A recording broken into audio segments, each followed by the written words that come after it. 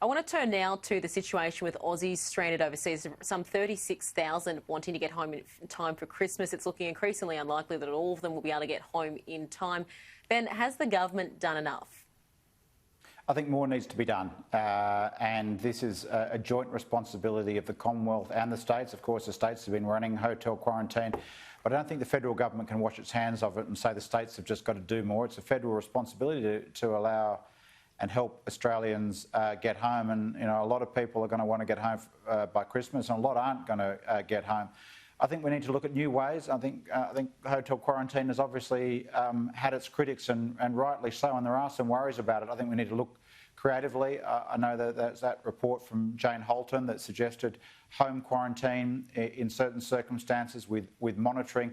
I think all those things need to be looked at. This is going to be a long battle about how to deal with returning Australians and international borders. We're seeing domestic borders open up, but in some ways the harder issue is the international borders and how to handle them, and we're going to need a more sophisticated approach. We should be looking at bubbles with countries that are also doing well. You know, Australians are aghast at seeing what's happening in Europe and the United States, and they're thankful that our state premiers have done the right thing and protected them. But there are other countries that are doing well. Singapore, Taiwan, New Zealand and China. And goodness, I know this sounds controversial, but if we had a better relationship with China, we could be looking at bubbles, or potentially a five-way bubble with those kind of countries like Singapore, Taiwan, China even, and New Zealand, that would allow a return to international travel over time, as well as helping get back some Australians that are in those countries. And Ben, it is interesting because you did mention the home quarantine. We saw that was something which was suggested in Victoria out of the hotel quarantine inquiry, but they quickly knocked that on the head and said, no, thank you, we won't be doing that. Keane, I'm interested because WA is already doing that with domestic, so returned travellers domestically into WA with the monitoring system. What is your view from that part of Australia? Is this something that could be considered to help more international travellers get home?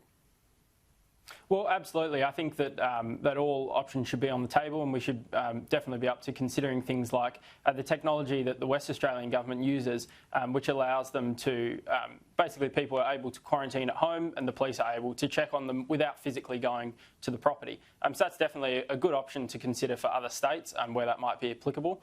But I think that more importantly, we do need to focus on getting Australians home. All the state governments need to do their bit to get more Australians home. It'll be really tragic if Australians can't be with their families at Christmas. But what we've seen throughout the coronavirus crisis is the circumstances have been different for the elites and for mainstream Australians. So at the moment, India actually has the largest cohort of Australian citizens trying to get back to Australia, and it's been incredibly hard for them.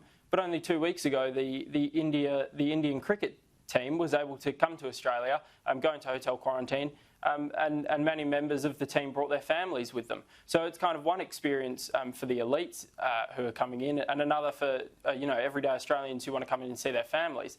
And we saw this in Queensland back in September when Jeanette Young, the chief medical officer over there, kind of said the quiet part out loud when she admitted that she was letting entertainment and film people, film stars into Queensland. Well, to be fair, federal still has to help sign off on people getting in, though, Keane. Yeah, no, that is right. That is right. But the words of Jeanette Young were, these people are bringing a lot of money into the state. And I think that we should be focusing on mainstream Australians and getting them back to spend Christmas with their families rather than film star elites and, cricket teams.